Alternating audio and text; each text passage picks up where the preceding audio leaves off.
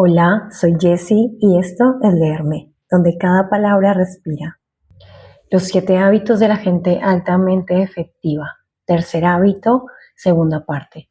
Establezca primero lo primero. Principios de administración personal. Convirtiéndose en un autoadministrador de cuadrante 2. Aunque lo que aquí intento es enseñar principios y no prácticas de efectividad, creo que el lector podrá comprender mejor los principios y la índole facilitadora de la cuarta generación si hace realmente la experiencia de organizar una semana centrada en principios del cuadrante 2. La organización del cuadrante 2 implica 4 actividades claves. Identificación de roles. La primera tarea consiste en poner por escrito sus roles clave. Si usted ha pensado seriamente en los roles de su vida, puede escribir lo que vaya pasando por su mente. Tiene un rol como individuo. Tal vez quiera enumerar uno o más roles como miembro de la familia, esposo o esposa, madre o padre, hijo o hija, miembro de la familia extensa de abuelos, tíos, tías y primos. Puede que quiera enumerar varios roles laborales que indiquen las diferentes áreas en las que desea invertir tiempo y energía de modo regular. Es posible que tenga roles en la iglesia o en los asuntos comunitarios. No es necesario que se tome la molestia de definir los roles correspondientes al resto de su vida.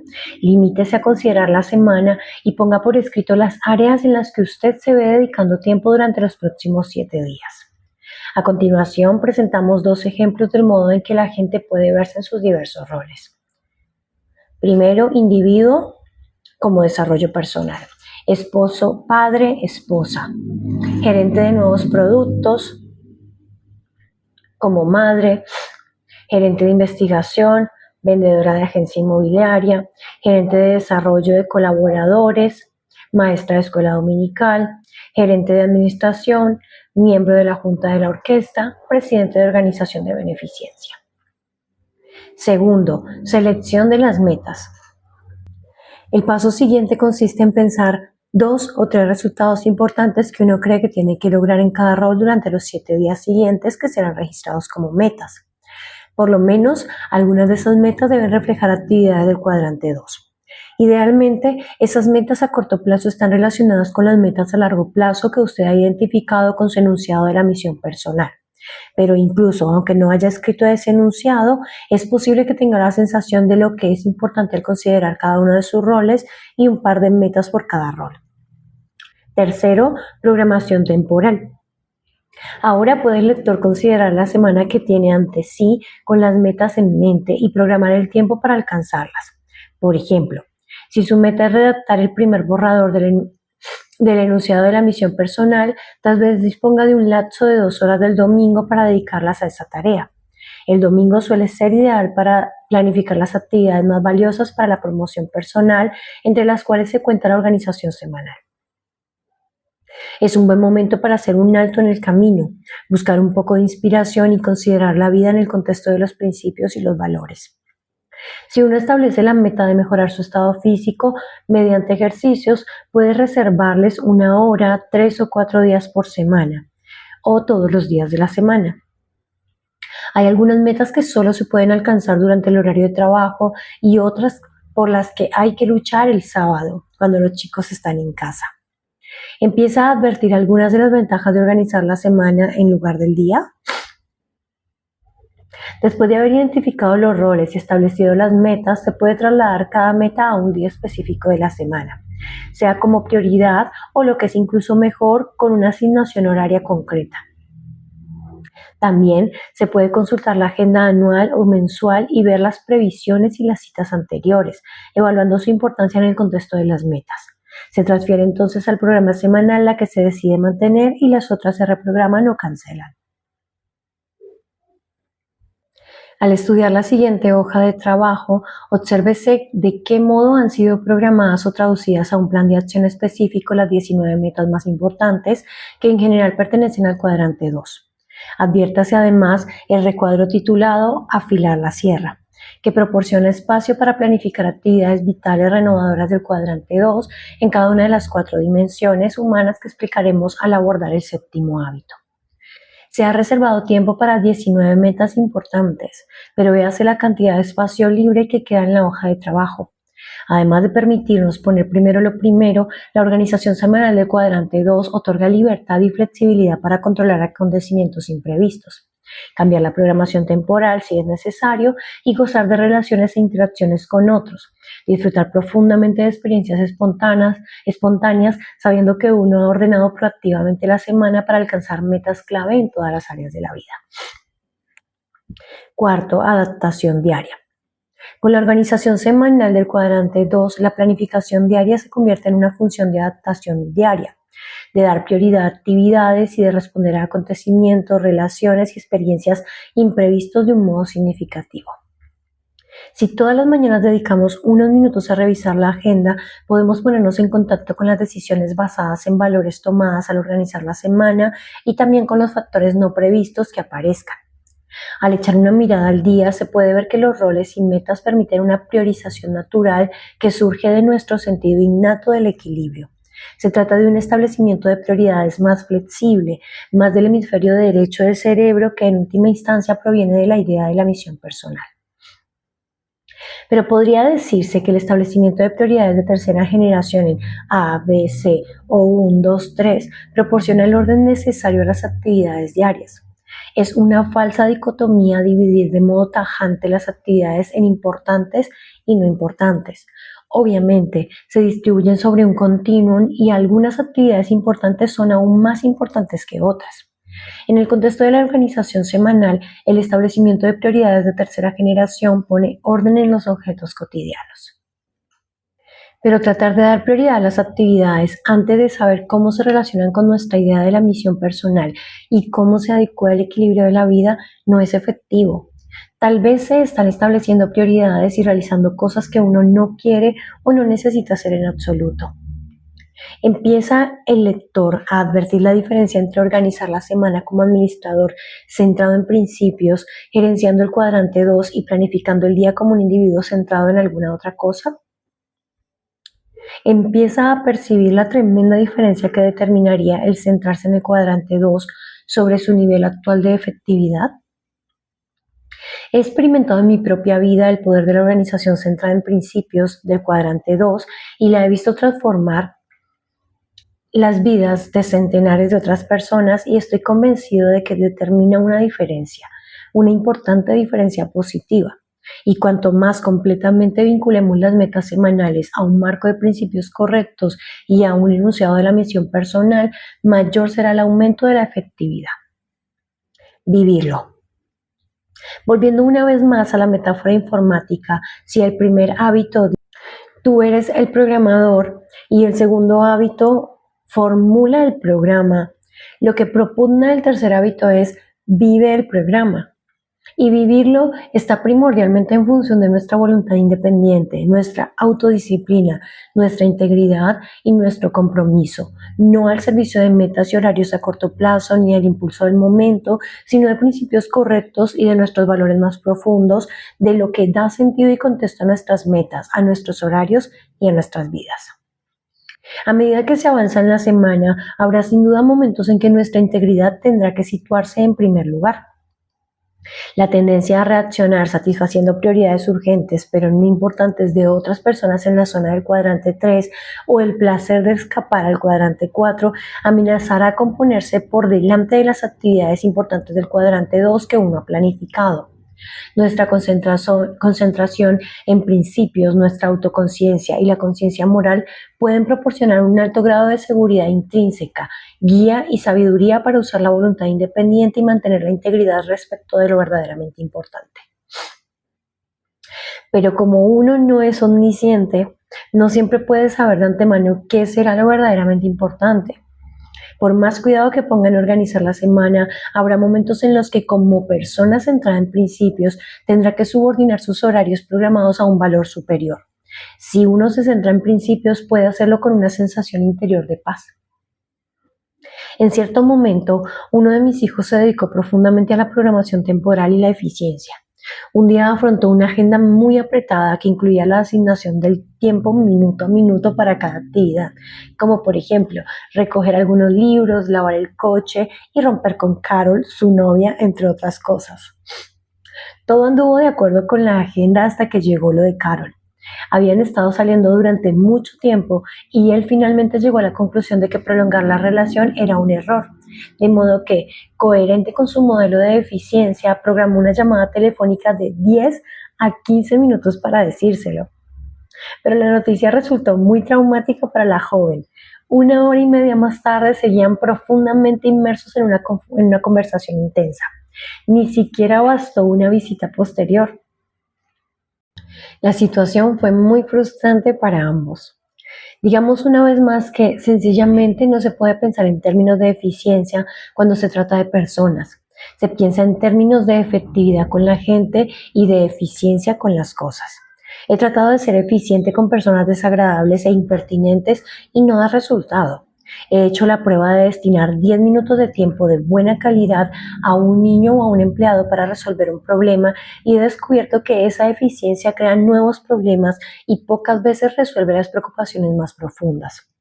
He visto a menudo a muchos progenitores, en particular madres de niños pequeños, frustrados en su deseo de hacer muchas cosas porque el tiempo se les va en satisfacer necesidades de los chicos durante todo el día.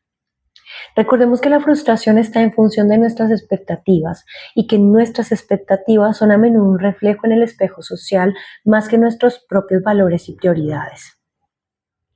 Pero si uno tiene profundamente internalizado el segundo hábito en el corazón y en la mente, serán esos valores los que nos guíen. Se puede subordinar con integridad la agenda a los valores, se puede adaptar, se puede ser flexible. Uno no debe sentirse culpable cuando no cumple con la programación horaria o cuando hay que cambiarla. Progresos de la cuarta generación. Una de las razones por las cuales la gente se resiste a utilizar herramientas para la administración del tiempo de tercera generación consiste en que pierden espontaneidad. Las personas se vuelven rígidas e inflexibles, subordinan la gente a los horarios porque el paradigma de eficiencia de la tercera generación de la administración no está en armonía con el principio de que las personas son más importantes que las cosas. La herramienta de la cuarta generación reconoce este principio. También reconoce que la primera persona que hay que considerar en términos de efectividad y no de eficiencia es uno mismo. Anima a dedicar tiempo al cuadrante 2, a comprender y centrar la vida en principios, a dar expresión clara a los propósitos y valores que se han escogido para dirigir nuestras decisiones diarias. Ayuda a equilibrar la vida. Ayuda a elevarse por encima de las limitaciones de la planificación diaria y organiza y programa en el contexto de la semana. Y cuando un valor superior entra en conflicto con lo que se ha planeado, permite usar la autoconciencia y la conciencia moral para conservar la integridad respecto de los principios y propósitos que uno ha determinado como los más importantes. En lugar de utilizar un mapa de ruta, estamos usando una brújula. La cuarta generación de administración es más avanzada que la tercera en cinco aspectos importantes. Primero, se centra en principios. Más que adherirse al cuadrante 2 de una manera superficial, crea el paradigma central que nos permite considerar el tiempo en el contexto de lo que es realmente importante y efectivo. Segundo, está dirigida por la conciencia moral. Proporciona la oportunidad de organizar la vida utilizando la máxima capacidad en armonía con los valores más profundos, pero también otorga la libertad de subordinar sosegadamente los horarios a los valores superiores. Tercero, define nuestra misión singular, incluyendo valores y metas a largo plazo. Da dirección y propósito al modo en que transcurre cada día. Cuarto, ayuda a equilibrar la vida identificando roles y estableciendo las metas y programando las actividades de cada rol clave todas las semanas. Y quinto, proporciona un contexto más amplio por medio de la organización semanal, con adaptación diaria cuando se necesita, elevándose por encima de la perspectiva limitadora de un solo día y poniéndonos en contacto con nuestros valores más profundos a través de la revisión de nuestros roles clave. El hilo conductor de estos 5 progresos es el objetivo primario en las relaciones y resultados y el objetivo secundario en el tiempo. La delegación, aumentando P y CP. Logramos todo lo que hacemos por medio de la delegación, en el tiempo o en otras personas. Si delegamos en el tiempo, pensamos en términos de eficiencia. Si delegamos en otras personas, pensamos en términos de efectividad. Son muchos los que se niegan a delegar en otras personas porque les parece que ello consume demasiado tiempo y esfuerzo y que ellos mismos pueden realizar mejor la tarea. pero delegar en otros con efectividad es tal vez la actividad que por sí sola potencia más nuestra fuerza. Transferir la responsabilidad a personas aptas y adiestradas nos permite dedicar nuestras energías a otras actividades importantes. La delegación significa desarrollo, tanto para los individuos como para las organizaciones. Al ya desaparecido J. C. Penney se le atribuye la afirmación de que la más sabia de las decisiones que tomó fue la de claudicar, después de haber comprendido que ya no podía hacerlo todo por sí mismo. Esa decisión, tomada hace mucho tiempo, hizo posible el desarrollo y crecimiento de centenares de comercios y millares de personas. Como la delegación involucra a otras personas, es una victoria pública y bien podría abordarse al tratar el cuarto hábito. Pero puesto que aquí nos estamos centrando en los principios de la administración personal y que la capacidad para delegar en otros constituye la principal diferencia entre el papel de administrador y el de productor independiente, enfoco la delegación desde el punto de vista de las actitudes para la administración personal. Un productor hace lo necesario para lograr los resultados deseados para conseguir los huevos de oro. Una madre que lava los platos, un arquitecto que dibuja planos o una secretaria que mecanografía correspondencia son productores. Pero cuando una persona se establece y trabaja con personas y sistemas y a través de ellos para producir los huevos de oro, esa persona pasa a ser un administrador en el sentido interdependiente. La madre que delega a un hijo la limpieza de los platos es una administradora. Un arquitecto que encabeza un equipo de otros arquitectos es un administrador. Una secretaria que supervisa a otras secretarias y a personal de la oficina es una administradora. Un productor invierte una hora de esfuerzo y produce una unidad de resultados, supongamos que sin pérdida de eficiencia. Un administrador, por otra parte, puede invertir una hora de esfuerzo y producir 10, 15 o 100 unidades por medio de la delegación efectiva. La administración consiste esencialmente en cambiar el punto de apoyo de la palanca y la clave de la administración efectiva es la delegación. Delegación en recaderos. Existen básicamente dos tipos de delegación, la delegación en recaderos y la delegación en encargados. La delegación en recaderos significa vaya a buscar esto, vaya a buscar aquello, haga esto, haga aquello y avíseme cuando esté hecho. La mayoría de las personas que son productores tienen un paradigma de delegación en recaderos. ¿Recuerda el lector a los macheteros de la selva? Ellos son los productores, se arremangan y hacen el trabajo. Aunque se los coloque en una posición de supervisión o administración, siguen pensando como productores. No saben cómo realizar una delegación completa de modo que otra persona se comprometa a obtener resultados. Al estar centrados en los métodos, ellos mismos se hacen responsables de los resultados. Una vez caí en la trampa del recadero, cuando nuestra familia fue a practicar esquí acuático. Mi hijo, un esquiador excelente, iba arrastrado por la lancha que conducía yo. Le pasé la cámara fotográfica a Sandra y le dije que tomara algunas fotos. Primero le pedí que tratara de ser selectiva porque nos quedaba poca película. Al caer en la cuenta de que no estaba familiarizada con la cámara, fui un poco más específico. Le indiqué que esperara a tener el sol delante de la lancha y a que nuestro chico estuviera en alguna postura más espectacular. Pero cuanto más pensaba en la escasez de película y en su inexperiencia, más me preocupaba. Finalmente le dije, mira, Sandra, aprieta el botón cuando yo te diga, ¿de acuerdo? Y me pasé los minutos siguientes gritándole, ahora, ahora, ahora no. Tenía miedo de que si no la dirigía segundo tras segundo, el resultado fuera malo. Esa fue una verdadera delegación en recaderos, una supervisión de los métodos uno por uno. Muchas personas delegan sistemáticamente de ese modo, pero ¿cuánto se consigue realmente? ¿Y cuántas personas se pueden supervisar o controlar cuando hay que participar en cada uno de los movimientos que hacen? Existe un camino mucho mejor, un modo más efectivo de delegar y se basa en un paradigma de apreciación de la autoconciencia, la imaginación, la conciencia moral y la voluntad libre de los demás. Delegación en encargados. La delegación en encargados se centra en los resultados y no en los métodos. Permite a las personas elegir sus métodos y las hace responsables de los resultados. Al principio lleva más tiempo, pero se trata de tiempos bien invertidos. Uno puede trasladar el punto de apoyo y aumentar su potencia mediante la delegación de encargados. La delegación de encargados supone la comprensión clara y el compromiso mutuo desde el principio acerca de las expectativas en 5 áreas.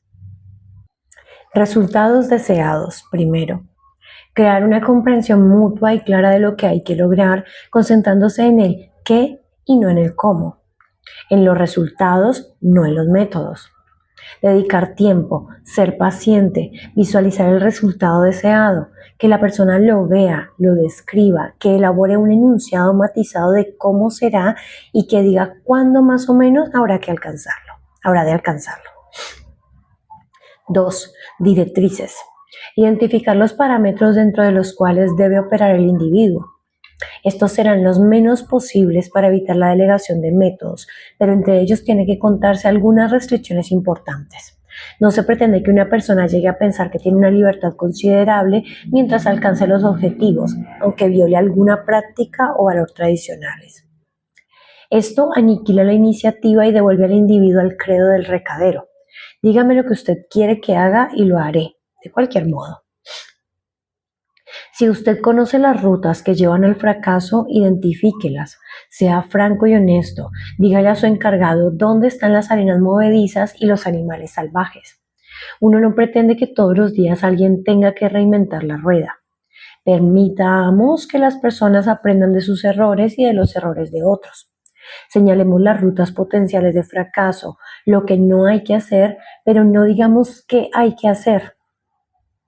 Que sean ellas las responsables de realizar lo necesario sin salirse de las directrices. 3. Recursos. Identificar los recursos humanos, económicos, técnicos u organizacionales con los que la persona puede contar para el logro de los resultados deseados. 4.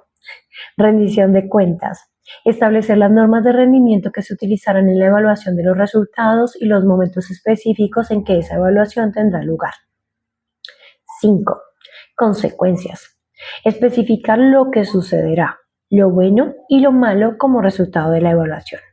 Entre las consecuencias pueden contarse las recompensas económicas, las recompensas psicológicas, las diferentes asignaciones de tareas y los resultados naturales ligados a la misión general de la organización. Hace algunos años viví una experiencia interesante con uno de mis hijos. Tuvimos una reunión de familia, con el enunciado de la misión colgado en la pared para estar seguros de que nuestros planes estuvieran en armonía con nuestros valores. Estábamos todos. En una gran pizarra escribí nuestras metas, las cosas claves que queríamos hacer y las tareas que se desprendían de esas metas. Después pedí voluntarios para el trabajo. ¿Quién quiere ir a pagar la hipoteca?, pregunté. Yo fui el único que levantó la mano. ¿Quién quiere pagar el seguro, la comida, los coches? Yo parecía tener un verdadero monopolio de las oportunidades. ¿Quién quiere darle de comer al bebé? En este caso hubo más interés, pero mi esposa era la única calificada para la tarea. A medida que pasábamos de un punto a otro de la lista, tarea por tarea, pronto resultó evidente que mamá y papá tenían semanas de más de 70 horas. Con ese paradigma en mente, algunas de las otras tareas adquirieron una perspectiva más adecuada. Stephen, mi hijo de 7 años, se ofreció para cuidar el jardín. Antes de dejar realmente a su cargo el trabajo, inicié con él un proceso completo de adiestramiento. Quería que tuviera una imagen clara en su mente de cómo era un césped bien cuidado, de modo que le lleve a ver el de nuestro vecino. Mira, hijo, le dije, ¿ves cómo el césped de nuestro vecino está verde y limpio? Esto es lo que perseguimos, verde y limpio. Ahora veamos el nuestro. ¿Ves los colores mezclados? Eso no es verde. Lo que queremos es verde y limpio. Ahora bien, ¿cómo conseguir que quede verde? Decídelo tú. Hazlo como quieras, salvo pintándolo. Pero te diré cómo lo haría yo. ¿Cómo lo harías, papá? Yo regaría con los aspersores, pero tal vez tú quieras usar regaderas o una manguera. Para mí es lo mismo. Todo lo que pretendemos es que el color sea verde. ¿De acuerdo? De acuerdo. Ahora hablemos sobre lo que es limpio, hijo. Significa que no haya basura, ni papel, ni cordeles, ni huesos, ni ramas, ni nada que ensucie el lugar. Te diré lo que haremos. Limpiemos la mitad del jardín ahora mismo y se verá la diferencia. Tomamos 2 bolsas de papel y pusimos en ellas todos los desperdicios de un lado del jardín. Mira este lado y el otro. ¿Ves la diferencia? Esto se llama limpio. Espera, dijo. Veo un papel detrás de ese arbusto. Oh, muy bien. No había visto esa hoja de periódico allá atrás. Tienes buena vista, hijo. Ahora bien, antes de que decidas si vas o no a hacerte cargo de la tarea, permíteme que te diga algunas cosas más, porque cuando tú te hagas cargo, ya no lo haré yo. Será tu trabajo. Eso se llama un encargo. Encargar significa una tarea con confianza. Yo te confío la tarea para que quede hecha. Entonces, ¿quién será tu jefe? Tu papá. No, yo no. Tú eres el jefe. Tú te mandarás a ti mismo. ¿Te gusta que papá y mamá te regañen todo el tiempo? No. Tampoco a nosotros nos gusta regañarte. Uno se siente mal. ¿No es cierto? De modo que mándate tú a ti mismo. Ahora imagina quién será tu ayudante. ¿Quién? Yo, le dije. Tú me darás las órdenes. ¿Yo? Exactamente, pero mi tiempo para ayudarte es limitado. A veces no estoy en casa. Cuando esté aquí me dirás cómo puedo ayudar. Haré todo lo que tú me digas. ¿De acuerdo? Ahora, adivina quién habrá de juzgar tu trabajo. ¿Quién? Tú mismo. ¿Yo? Exacto. 2 veces por semana los dos recorreremos el jardín y tú podrás mostrarme cómo está evolucionando. ¿Cómo vas a juzgar? Verde y limpio. Muy bien. Lo adiestré con esas 2 palabras durante 2 semanas antes de que me pareciera que ya estaba preparado para emprender la tarea. Finalmente llegó el gran día. ¿Hacemos el trato, hijo? Trato hecho. ¿Cuál es la tarea? Verde y limpio. ¿Qué es verde? Miró nuestro césped que estaba empezando a verse mejor. Después señaló el césped del vecino. Es el color de su césped. ¿Qué es limpio? Sin desperdicios. ¿Quién es el jefe? Yo. ¿Quién es tu ayudante? Tú cuando tengas tiempo. Era sábado y él no hizo nada. Domingo y nada. ¿Quién es el juez? Yo. Daremos una vuelta 2 veces por semana y podré mostrarte cómo va la cosa. ¿Y qué es lo que buscamos? Que esté verde y limpio. En ese momento yo no mencioné ninguna bonificación, pero no habría vacilado en asignar una bonificación a semejante encargo. 2 semanas y 2 palabras. Desde que ya estaba preparado. Lunes, nada. El martes, al salir en el coche hacia el trabajo, miré el terreno amarillento y desolado bajo el sol de julio. Seguramente lo hará hoy, pensé. Podía darme razones de que no hubiera hecho nada el sábado porque ese fue el mismo día de nuestro acuerdo. También había razones para que no trabajara el domingo es para otras cosas, pero no había razones para el lunes y ya era martes. Sin duda tendría que hacerlo ese martes, era verano. ¿Qué otra cosa tenía que hacer? Todo el día esperé ansiosamente el momento de volver a casa para ver lo que había sucedido. En cuanto di la vuelta a la esquina me topé con la misma escena que había dejado por la mañana, y en el parque de la acera de enfrente estaba jugando mi hijo. Eso no era aceptable. Me sentí confuso y desilusionado por su modo de actuar después de 2 semanas de adiestramiento y de todos aquellos compromisos. En aquel jardín habíamos invertido mucho esfuerzo, orgullo y dinero, y ante mis propios ojos se estaba yendo al diablo. Además, el jardín de mi vecino estaba pulcrísimo y hermoso, y la situación empezaba a ser embarazosa. Me sentí dispuesto a volver a la delegación en Mandadero. Hijo, ve y recoge esa basura ahora mismo. De ese modo podía conseguir el huevo de oro. Pero, ¿qué pasaba con la gallina? ¿Qué sucedería con su compromiso interior? De modo que fingí una sonrisa y grité a través de la calle. Hola, hijo, ¿cómo estás? Muy bien, contestó. ¿Cómo marcha el jardín? Al hacer esa pregunta rompía nuestro acuerdo. No era así como había establecido que debía hacerse la rendición de cuentas. No era eso lo que habíamos acordado. Entonces, él también se sintió autorizado a no cumplir el pacto. Muy bien, papá, me dijo. Me mordí la lengua y esperé después de la cena y le propuse, hijo, hagamos lo que dijimos. Vayamos a recorrer juntos el jardín y tú podrás mostrarme cómo te va con tu encargo. En cuanto salimos de casa empezó a temblarle la barbilla. Le brotaron lágrimas y ya en medio del jardín se lanzó a llorar abiertamente. Es tan difícil, papá. ¿Qué es tan difícil? Pregunté interiormente.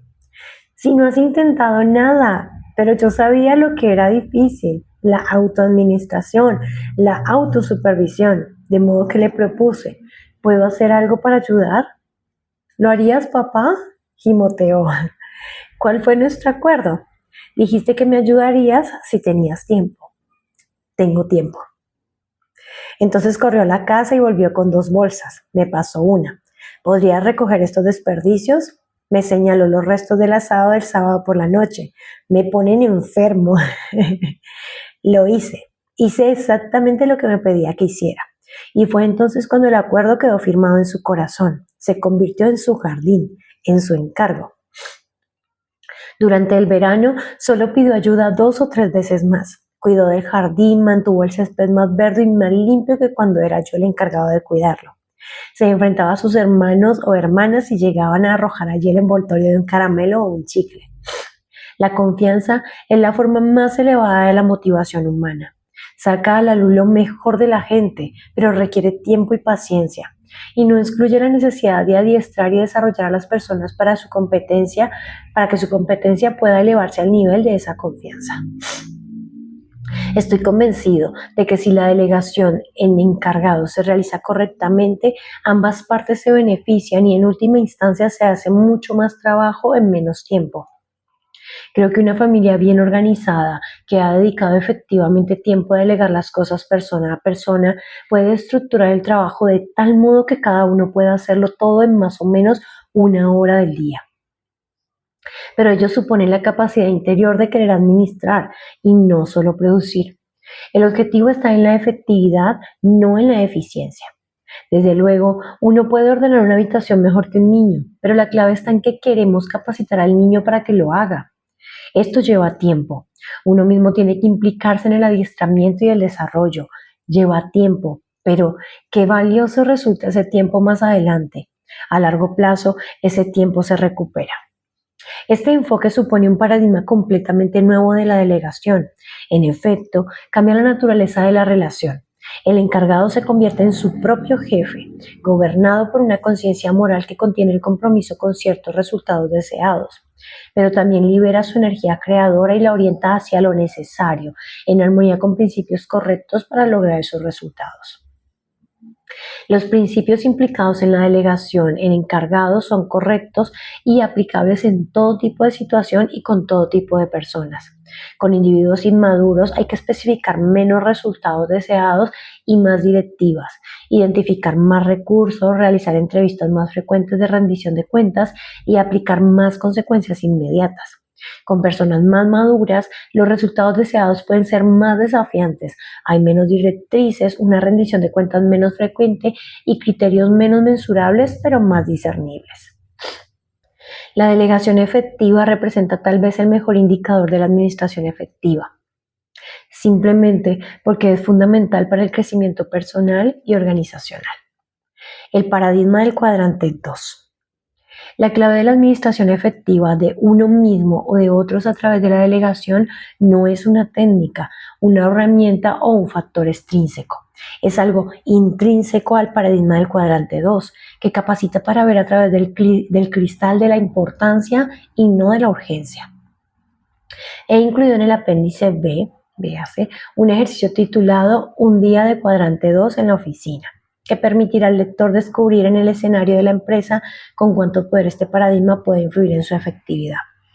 Cuando se trabaja en el desarrollo de un paradigma de cuadrante 2, se acrecienta la capacidad para organizar y ejecutar todas las semanas de la vida en torno de las propias prioridades más profundas, para poder hacer lo que se dice.